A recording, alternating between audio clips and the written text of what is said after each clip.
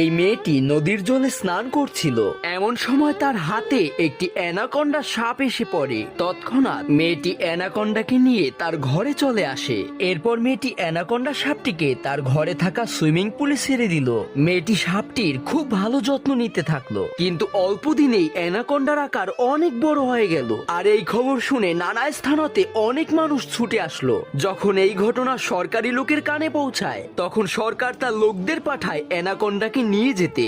এরপরে সরকারি লোকেরা এসে অ্যানাকন্ডাকে ধরে নিয়ে গেল। কিন্তু অনেকদিন পর হঠাৎ ওই শহরে অনেক বড় ঝড় শুরু হলো, যে ঝড় বা তুফানে অনেক মানুষই ডুবতে ধরে। যখন এই ঘটনা অ্যানাকন্ডা লক্ষ্য করে, তখন সে বন্দি খাঁচা ভেঙে পালিয়ে আসে আর জলে ডুবতে ধরা মানুষদেরকে তার পিঠে চড়িয়ে রক্ষা করলো। কিন্তু এই মেয়েটির সঙ্গে কি ঘটলো তা জানার জন্য অবশ্যই কমেন্টে পার্ট 2 লিখুন।